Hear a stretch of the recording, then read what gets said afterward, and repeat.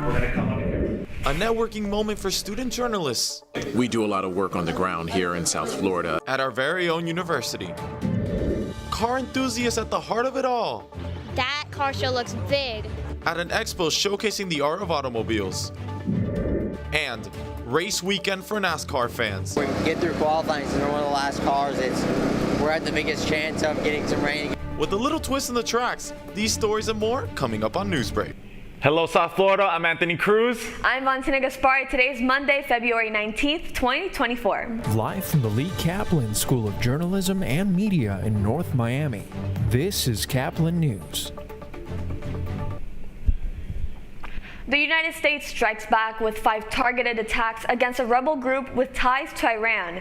This morning, tensions in the Red Sea arise as the U.S. launches an attack on Iran-backed Houthi rebels. The Houthis have engaged in an operation of preventing Western cargo ships from arriving to Israel across the Red Sea, demanding an end to the war in Gaza. Meanwhile, Israeli Prime Minister Benjamin Netanyahu says he plans to move on with a full-on ground invasion of the southern city of Rafah despite international pushback. Whoever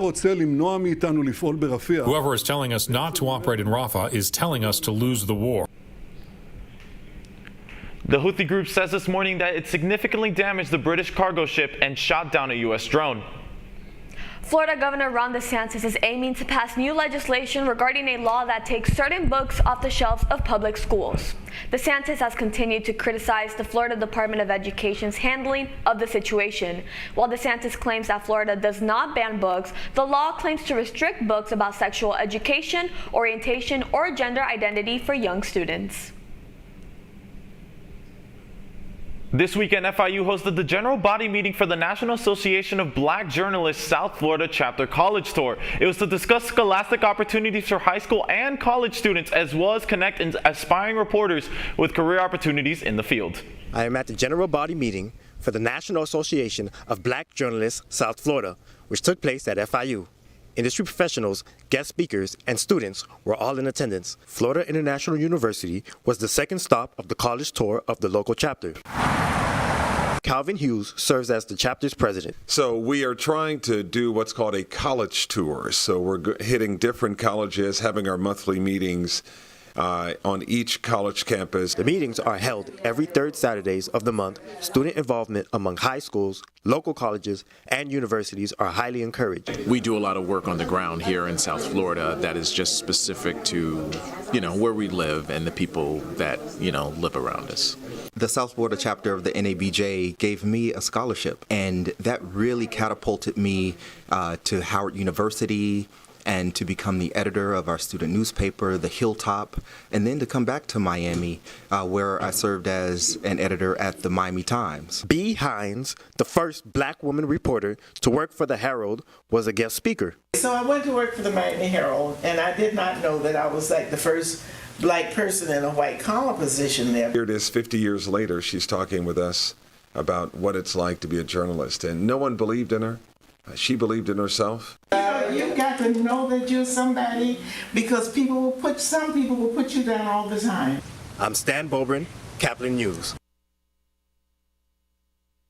Showing off some of the flashiest cars in South Florida. If you missed it on Saturday, don't worry. Caplin's Dylan Pizzet has your ticket to the 2024 Miami Concourse. Hello everybody and welcome back to the Design District of Miami. I'm here for the 7th annual Miami Concourse. I think I know that guy. Here we're going to see all sorts of cool cars and cool hot rods, both post-war and modern. I'm going to go around and see just what exactly is going on here. I first spoke to Pablo Perez, founder of Squadra Lupo. In Squadra Lupo, we do preservation. It's not restoration.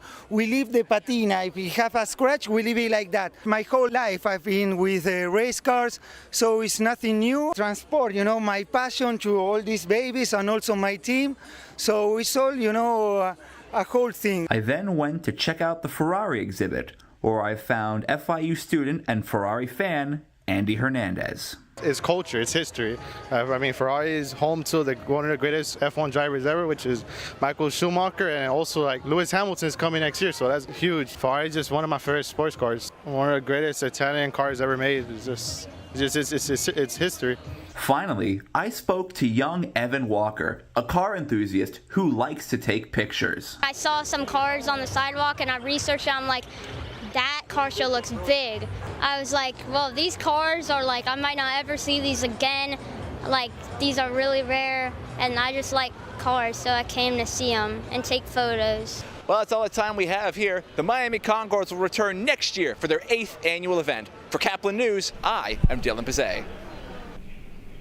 The Heat's Bam Adebayo ended up being a starter in the highest scoring All-Star game in NBA history. That's still ahead, and so is the story. You don't realize how important it is till you do win here. A delay at Daytona as rain ends up being the only thing that can slow down NASCAR's fastest drivers. Newsbreak will be back in 2 minutes.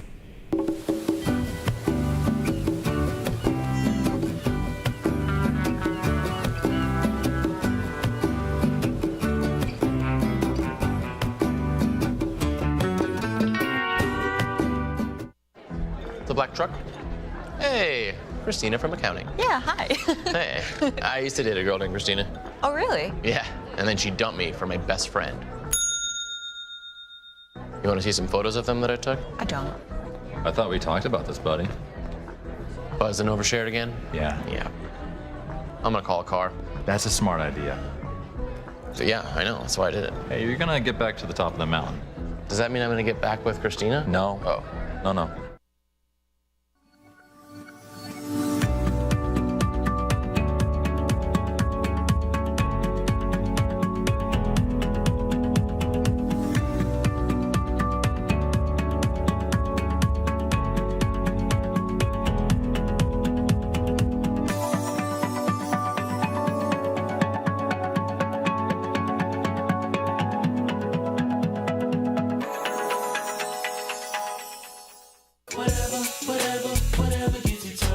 There are a lot of ways to reach out to a friend about their mental health.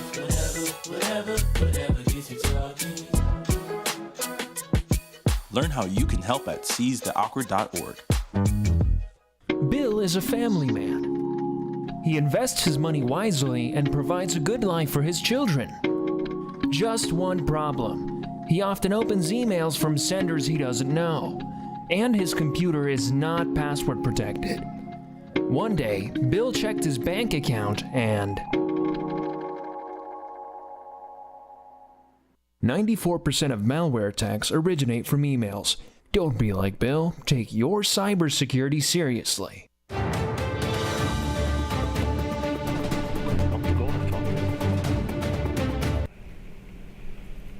Rain delay in South Florida. Who would have expected that? The Daytona 500 was supposed to be yesterday, but like all plans all over Florida yesterday, it was put on hold. But as Caplin's Kenneth Bueno reports, that did not mean for a washout for the entire race weekend.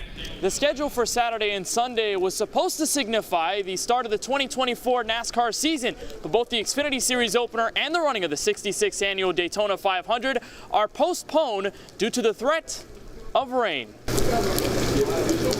Precipitation was the real winner over the weekend as weather held back most track activity on Saturday. But it didn't stop a small window of dryness to let the Xfinity Series run qualifying laps.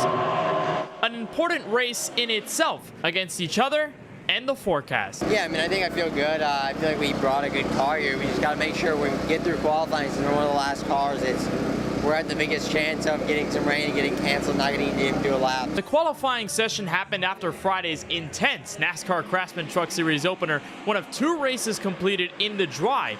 As 2023 winner Zane Smith made the move up to the Cup Series, it left the door wide open for Miami native and Cuban-American driver Nick Sanchez to pull away after a caution-filled race to get his first career win. Yeah, it's definitely cool. You know, even though it's not in my hometown, it definitely hits home, right? You know, I've come to Daytona many times. You know, it's in Florida.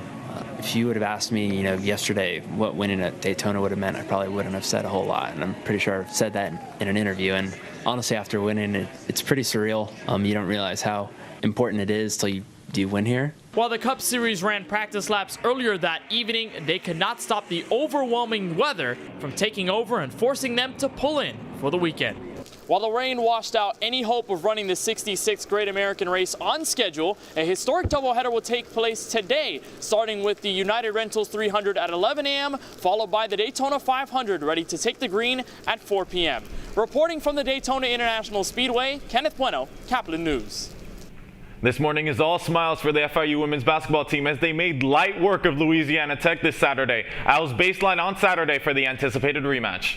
There was a tense atmosphere inside of the Ocean Big Convocation Center today as the red-hot FIU women's basketball team hosted La Tech in a rematch. Now, these teams had previously faced each other earlier this month in what ended up being an improbable comeback for FIU on the road. However, now knowing the threat that this La Tech team imposed, FIU knew it would take a well-rounded effort to put them away. The Panthers' injuries in the front court did not shy them away from controlling the paint.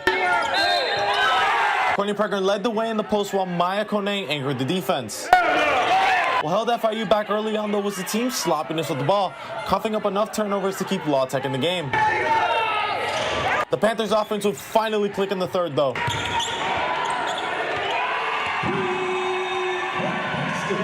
As Maya Kone and Jenna Bayoso would begin the half with 3 triples in quick succession, and Prenger followed that up with 2 consecutive and ones.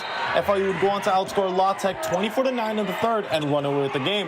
The final score was La Tech 51, FIU 68.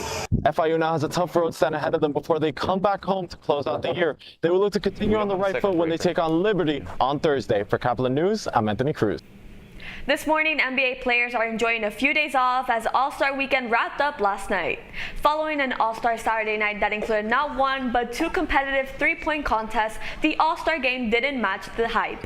The East ran away with it, becoming the first team to score 200-plus points in the game's history behind MVP Damian Lillard's 39 points. The final score was West 186, East 211. The NBA will resume play this Thursday. You're watching Newsbreak. We're coming right back.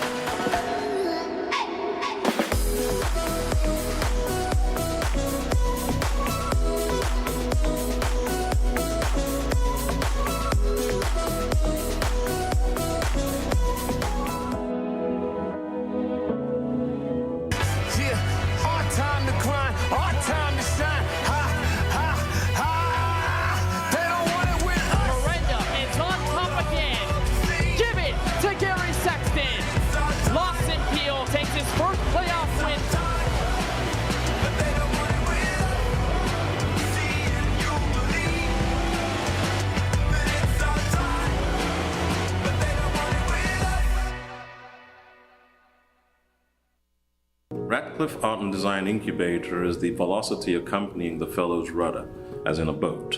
Unless there is movement or action, the planned direction is of little consequence. We encourage the creative ideas into action, and from the experience of doing, we critically assess the feedback, adjust, and set out to rediscover the potentialities of an entrepreneurial mindset.